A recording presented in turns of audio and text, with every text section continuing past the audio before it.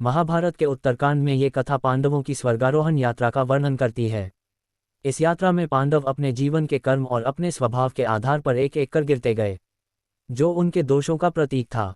इस पूरी यात्रा को धर्म और कर्तव्य पालन का अंतिम परीक्षण भी माना जाता है। पांडवों का स्वर्गारोहण। महाभारत के युद्ध के बाद पांडवों ने हस्तिनापुर का राजपाट परीक्षित को सौंप दिया और द्रौपदी के साथ मोक्ष की प्राप्ति के लिए हिमालय की ओर प्रस्थान किया। इस यात्रा को महाप्रस्थान कहा जाता है। स्वर्गारोहण की यात्रा के दौरान सबसे पहले द्रौपदी गिरी। युधिष्ठिर ने इसका कारण बताया कि द्रौपदी ने पांडवों में सबसे अधिक अर्जुन को प्रेम किया, जो उनके धर्म और न्याय में असंतुलन का प्रतीक था। द्रौपदी के बाद सहदेव गिरे। युधिष्ठिर ने इसका कारण सहदेव का अपने ज्ञान पर अत्यधिक अहंकार बताया। उन्हें ये विश्वास था कि वे सबसे अधिक बुद्धिमान हैं। सहदेव के बाद नकुल गिरे। युधिष्ठिर ने कहा कि नकुल को अपने रूप और सौंदर्य पर घमंड था, जो उनकी विनम्रता और धर्म का विरोध करता था। इसके बाद अर्जुन गिरे। युधिष्ठिर ने बताया कि अर्जुन को अपने पराक्रम और शौर्य पर घमंड था।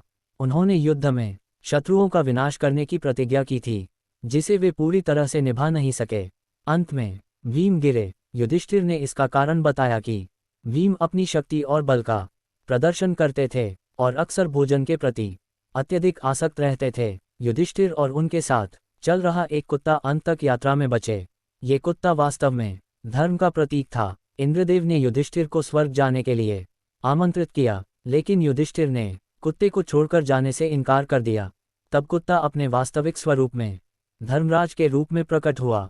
यह युधिष्ठिर के धर्म और कर्तव्य के प्रति अटल रहने का प्रमाण था। युधिष्ठिर अपने सत्य, धर्म और न्यायप्रियता के कारण सशरीर स्वर्ग जाने वाले एकमात्र व्यक्ति बने। उन्होंने अपनी पूरी यात्रा में किसी भी परिस्थिति में धर्म का त्याग नहीं किया और सभी परीक्षाओं में खरे उतरे।